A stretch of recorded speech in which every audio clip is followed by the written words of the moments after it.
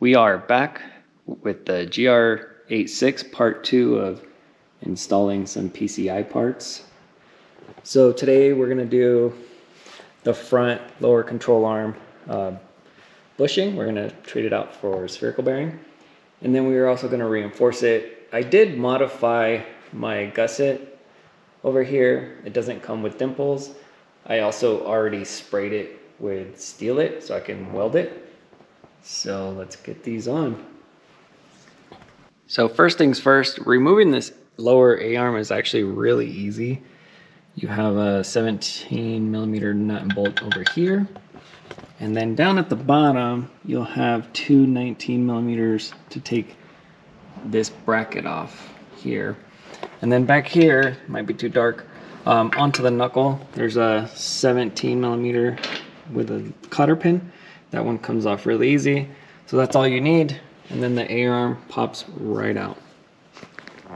Once you have your control arm off, what you want to do is take the gusset, the PCI gusset, and what you're going to do is mock it up how it goes and then put a mark between those little indents, because that's where you're going to weld from here to here, here to here, here to here, etc.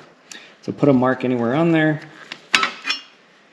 and then what you're going to do is take the paint off, because that's where you're going to weld the gusset to.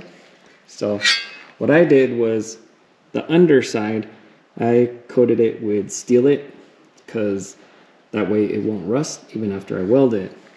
See, this side's still raw. So now what I'm going to do is I'm going to actually spray this with Steel It. So once it's covered and welded, it's not going to rust afterwards. So I'm going to spray this, let it dry, and then weld the gusset to here, and then spray this. So here's a quick spray. All I had was gray in my shop. That's fine. So I'm actually going to do the underside gray and the top black, make it look kind of cool.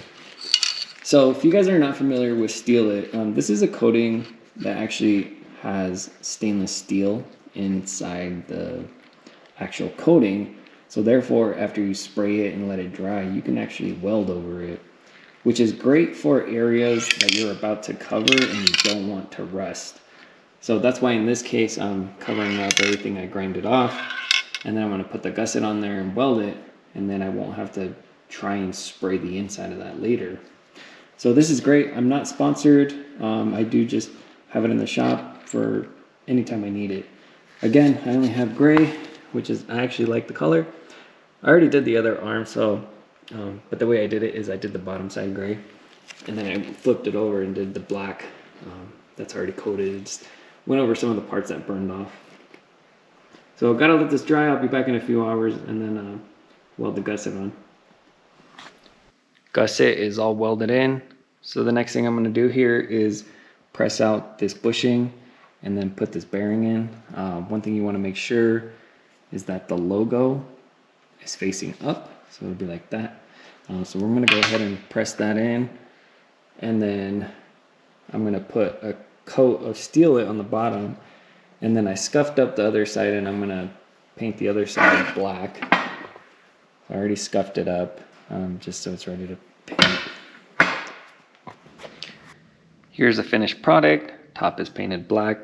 All I did was mask off the ball joint and the bearing, and bearing's all pressed in. And then the bottom, I left it with the Steel It color, so it's kind of a two-tone, kind of cool.